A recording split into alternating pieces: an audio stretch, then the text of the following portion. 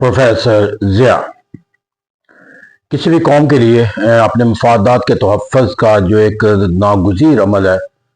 उसको हम सियासी सरगर्मियों का नाम देते हैं, क्योंकि फ़र्द और हुकूमत का जो ताल्लुक़ होता है, उस ताल्लुक़ के अंदर जो मफादात का हसूल होता है, उसके लिए सियासी सरगर्मियों जो है वो एक नागुज़ीर अमल रखती हैं। और ये दुनिया का कोई भी मुल्क हो या किसी तरह का भी निज़ाम हुकूमत हो, अवाम और हुकूमत का राब्ता जो है इस्तवार किए बगैर या हुकूमत के अंदर अपनी सोच और फ़िक्र को असरअंदाज होने की ताकत हासिल किए बगैर अपने मफादात का तहफ़्फ़ुज़ का जो मकसद है वो हासिल नहीं किया जा सकता। बरसीर पाक-व-हिंद के अंदर 1857 के अंदर आज़ादी के बाद, जंग आज़ादी के बाद मुसलमानों का जब इक़्तिदार ख़त्म हुआ तो इट मीन्स के they have lost the political power. लेकिन वक़्त गुज़रने के साथ साथ उनके लिए ये नागुज़ीर था कि वो अपने आप को किसी सियासी अमल के साथ मुंज़बित करें और अपने मफादात के तहफ़्फ़ुज़ के लिए सियासी जो तर्ज़ अमल है उसको इख्तियार करें। बरसीर पाक-व-हिंद के अंदर मुसलमानों के अंदर जो सियासी सोच और फ़िक्र के तहत सरगर्म अमल मुनज़्ज़म तरीक़ाकार के साथ होना जो है उसका जो अमली हमें नमूना नज़र आता है बरसीर पाक-व-हिंद के अंदर फर्स्ट टाइम उसको मुस्लिम लीग का क़याम करार दिया जाता है। यानी 1906 के अंदर जब मुस्लिम लीग 1906 में बनी तो that was the first collective not an step but an organization that was established to ensure, protect and promote the interests of the Muslim in the subcontinent। तो इसे कहते हैं कि यहाँ पर मुस्लिम लीग का क़याम जो है वो अपने क़याम के मानी और मफ़हूम के लिहाज से इंतहाई अहमियत का हामिल है। लेकिन इस मुस्लिम लीग के जो तंजीम है इसको समझने के लिए हमें जो है वो मुख्तलिफ पहलुओं को देखना पड़ेगा कि मुहरकात इसके क्या थे और इसके मकासद क्या थे, और फिर अमली तौर पर हम इसका जो नताइज है उसको देखने की कोशिश कर सकते हैं। तो इस तरह कहते हैं यहाँ पर अगर हम असबाब के अंदर चले जाएं तो सबसे जो पहला जो तस्वर हमारे जहन में आता है इसकी काज़ी के अंदर, तो it was the reaction against those action which has been continuously enforced or Muslim are becoming the victim of those event। तो उसे कहते हैं कि दोज इवेंट जिसे मुसलमान अपने आप को जो है वो हालात वाक़यात के अंदर मुश्किल तस्वर नतीजा जो है वो अख़ज़ करते हुए नज़र आते हैं। Ultimately those event became the काज़िज़ of the Muslim सोच एंड फ़िक्र क्या कि जिसके अंदर उन्होंने एक पॉलिटिकल ऑर्गेनाइजेशन मुस्लिम लीग को बनाने का तस्वर इख्तियार किया। अगर मैं सबसे पहले कहूँ तो अगर हिस्टोरिकल पर्सपेक्टिव में देखूँ तो 1857 की जंग आज़ादी से अगर हम शुरू कर लें और मुस्लिम लीग के क़याम तक होने वाले जो इम्पोर्टेंट हिस्टोरिकल इवेंट्स हैं उसको अगर हम एक फहरिस्त बनाते चले जाएं तो हर इवेंट जब वो ना सिर्फ मुसलमानों के लिए सफरिंग का एक नया चैप्टर में दिखाता हुआ नजर आएगा, बल्कि अल्टीमेटली मुसलमानों का कंक्लूजन भी ये होगा कि अगर हम इन हालातों वाक़यात के जिसका हम शिकार हो रहे हैं उससे मावरा अपने आप को बनाना है, उसका मुकाबला करना है, तो उसके लिए हमारे अंदर पॉलिटिकल सलाहियत का होना ज़रूरी है। 1857 की जंग आज़ादी के बाद मुसलमानों के साथ अंग्रेज़ों ने जो सलूक किया और फिर जैसा हिंदू एक मुआशरे के अंदर मुसलमानों के साथ जो इंतकामी तर्ज फ़िक्र में रखा गया, जिसके नतीजे ये सोच और फिक्र पैदा हो गई कि मुसलमान जो है वो बैसियत कौम ही जो है वो हिंदुस्तान के अंदर जो है वो ख़त्म ना हो जाए। तो इस सोच और फिक्र के अंदर ज़रूरी था कि मुसलमानों के अंदर जो है वो एक ऐसी ताकत पैदा की जाए जो हुकूमत पर असरअंदाज होकर मुसलमानों को बचाने के लिए कोई राह जो है वो तलाश कर सके। तो अगरचे ये फौरी तौर पर तो अमल मुमकिन ना हो सका, लेकिन किसी अमल को तश्कील पाने के अंदर एक इर्तिकाई अमल का होता है और उस इर्तिकाई अमल के अंदर एक चिंगारी का होना ज़रूरी होता है। तो 1857 की जंग आज़ादी के बाद मेरे ख्याल में कोई दूसरा ऐसा नतीजा नहीं था कि जो मुसलमान अखज़ करते हैं और उनका जो unless and they are not united on one platform, on a political platform, it will not be possible for them to have the protection of their interest। तो यहाँ पर जाकर एक कंक्लूजन तो उनको हासिल हो गया होगा कि हुकूमत के ख़िलाफ़ अपने मफादात के तहफ़्फ़ुज़ के लिए आपका जो है वो सियासी तौर पर मुनज़्ज़म होना ज़रूरी है। फिर वाक़या जो 1860 का उर्दू हिंदी तनाज़ आ गया कि जिस तरह मुनज़्ज़म होकर हिंदुओं ने मुसलमानों को उर्दू से महरूम करने का जो अमल इख्तियार किया और उसके नतीजे के अंदर भी ज़रूरी था कि आप मुसलमान unless until are not United on one platform, उनकी वॉइस के अंदर वो ताकत नहीं पैदा हो सकती जहाँ पर वो अपने ख़िलाफ़ होने वाले किसी भी मुतालबे के रास्ते में जो है वो कोई ताकत के तौर पर जो है उसके राह में रुकावट पैदा कर सके। तो यहाँ पर ایک اور پھر 1885 میں انڈین نیشنل کانگریس کا خود مارز وجود میں آ جانا، اگرچہ اسے ایک آرگنائزیشن، ایک پلیٹ فارم کا نام دیا گیا جہاں پر ہندوستان کے تمام طبقے اپنی سوچ اور فکر یا اپنے مفادات کا اظہار کریں گے یا اپنے مسائل کی نشاندہی کریں گے، لیکن ultimately it became the political plate form, اور اس کو ہندوؤں نے ایک پولیٹیکل پلیٹ فارم کے طور پر حکومت کے اندر اپنی جو طاقت ہے اس کو حاصل کرنے کا ایک ذریعہ بنا دیا۔ تو جب مسلمانوں کے پاس اپنے انڈین نیشنل کانگریس کے اندر رکنیت حاصل کرنا ممکن نہ تھا، کیونکہ انڈین نیشنل کانگریس کی رکنیت کا مطلب یہ تھا کہ اس کے تحت ہندوؤں کی قیادت مسلمانوں کا بھی قیادت بن جاتی، ہندوؤں کا منشور مسلمانوں کا منشور بھی بن جاتا۔ اس طرح چونکہ مسلمان اپنی سوچ اور فکر کے تحت ایک علیحدہ قوم کا تصور رکھتے، اس طرح Indian national Congress could not the right forum for the Muslim to have its political interest protection۔ تو ایسا کہتے ہیں یہاں پر جا کر انہوں نے انڈین نیشنل کانگریس کا قیام جو اس کے نتیجے کے اندر مسلمانوں کو بھی یقینی بات ہے کہ یہ تصور قائم ہوا ہوگا کہ ان کے پاس بھی ایک ایسا پیرلل پولیٹیکل فورس جو ہونی چاہیے، اگرچہ وہ بھی ممکن نہ ہو سکا کہ فوری طور پر۔ اس کی وجہ یہ تھی کہ جو ایولیوشن پروسیس کے اندر مسلمان جو ہے 1857 کی جنگ آزادی سے ابھی نکل رہے تھے، جہاں پر انہیں تعلیم کی بھی ضرورت تھی، سیاسی شعور کی بھی ضرورت تھی، معاشی طور پر بھی طاقتور ہونے کی ضرورت تھی، پولیٹیکل لیڈرشپ کا بھی پیدا ہونا تھا مسلمانوں کے اندر، ورکر اور سپورٹر کا پیدا ہونا تھا۔ تو یہ کسی سڈن فیصلے کے ذریعے نہیں ہو سکتا تھا، ایک ایولیوشنری پروسیس تھا۔ تو اسے کہتے ہیں یہاں پر جا کر جو ہے انڈین نیشنل کانگریس نے اس سوچ اور فکر کو ضرور پروان چڑھایا کہ جہاں پر مسلمانوں کے لیے اپنے حقوق کے تحفظ کے لیے ایک علیحدہ پلیٹ فارم کا تصور نہیں ہے، اور یہی وجہ ہے کہ پھر انڈین نیشنل کانگریس کی پالیسیوں کے نتیجے کے اندر مسلمانوں کے اندر سر سید احمد خان نے انہیں ایک اور سوچ اور فکر کے تحت اپنے آپ کو سیاسی طور پر منظم کرنے کا راستہ فراہم کیا گیا، جسے ٹو نیشن تھیوری، یا پھر سر سید احمد خان کا جو ہے وہ ایجوکیشنل جو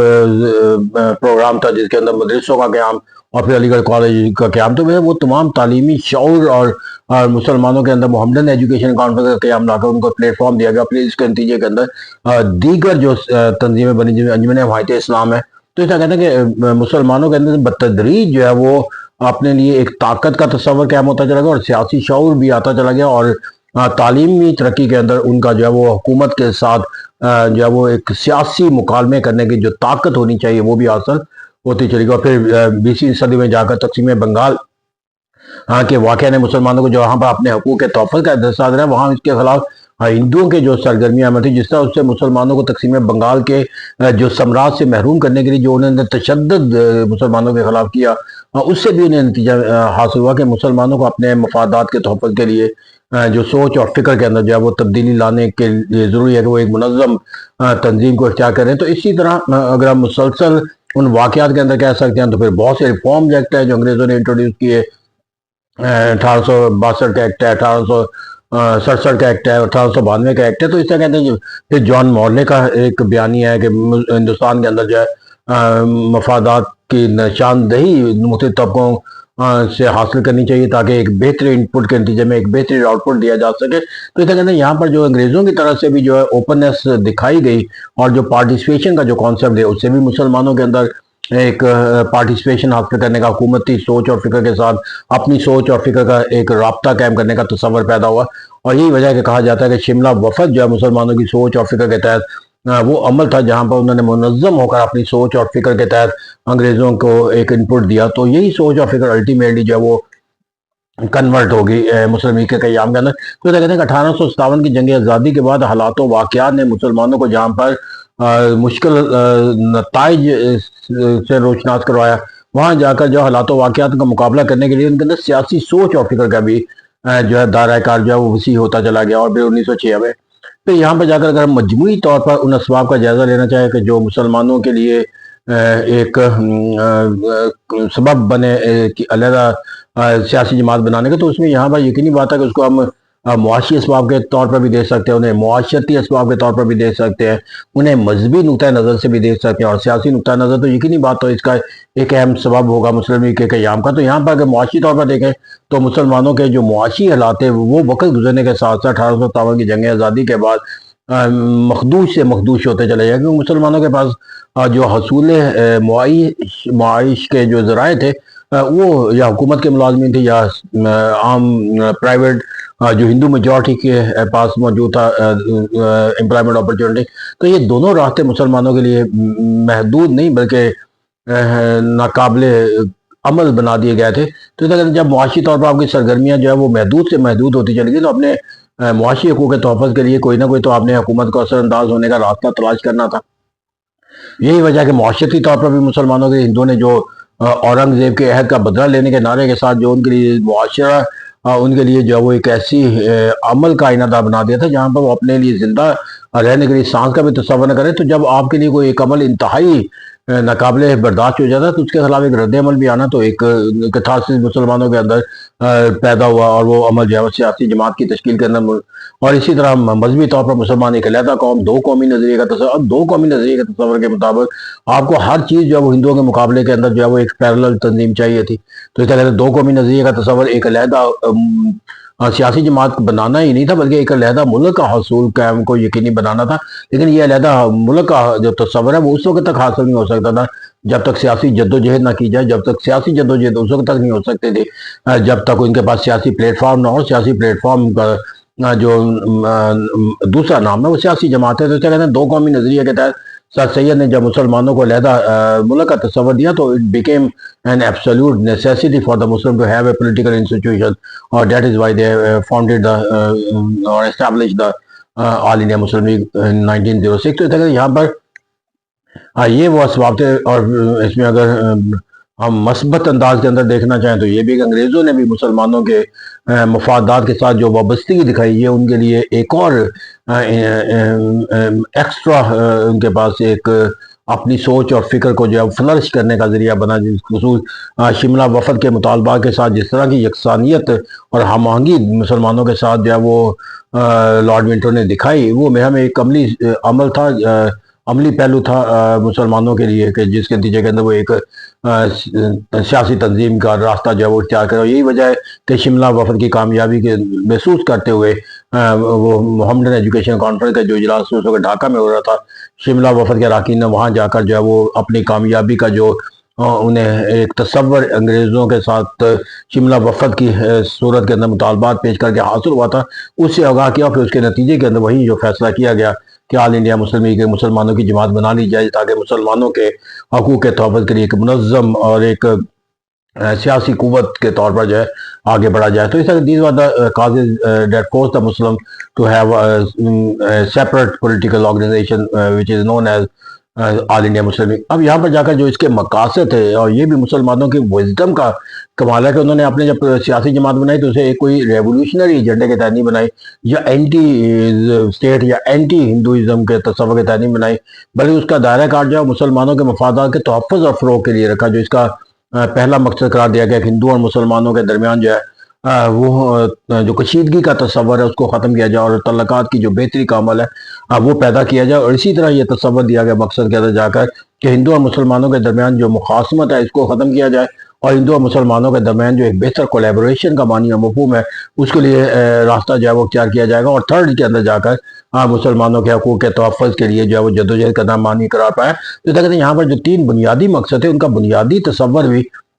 اس دور کے جو سیاسی حالات و واقعات جتنی مسلمانوں کی سیاسی طاقت ہے اور جو ان حالات و واقعات کے اندر مسلمانوں کے مفادات کے اصول کے جو راستے ان کے پاس دستیاب تھے ان کو یقینی بنانے کے لیے ایجنڈا جو ہے اس کے مطابق جو ہے وہ تشکیل دیا گیا. پھر مسلم لیگ جو ہے اپنے اس ایجنڈے کو لے کر جو ہے وہ آگے بڑھتی چلی گئی اور پھر تبدیلی 1913 میں اندر ہوئی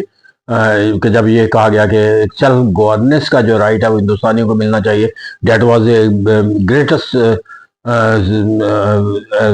step to have the Muslim League and a political organization that can cope the challenges of the time. تو اس سے کہتے ہیں یہاں پر جا کر وقت کے ساتھ ساتھ جو 20ویں صدی کے جو تقاضے تھے اس کے تحت قائد اعظم کے ایڈوائس کے اوپر جب یہ منشور کا حصہ بنایا گیا تو that was another great movement as a political force of the Muslim on the platform of the Muslim league. تو اس طرح یہاں پر جا کر بلاخر حالات و واقعہ نے مسلم لیگ کو قرارداد لاہور کے صورت میں جو ہے وہ ایک ریزولیوشن اختیار کر کے جو ہے وہ اپنی آزادی کی جدوجہد کرنے کا جو ہے وہ تصور اختیار کیا. جب 1940 میں مسلم لیگ کے لاہور کے اجلاس کے اندر علیحدہ وطن بنانے کا جو ہے وہ ایک مطالبہ جو ہے وہ پیش آ گیا. بلاخر اسی مسلم لیگ کی قیادت کے اندر جا کر مسلمانوں نے 1947 کے اندر مسلمانوں کا ایک علیحدہ وطن حاصل کیا. تو that was political thinking of the Muslim that dwelt in the establishment of the Muslim League, and that was the efforts of the Muslim League that Muslims of the subcontinent were able to have a separate Muslim homeland. That is why the Muslim League has an organization of greatest importance in the history of the Muslim as a struggle to have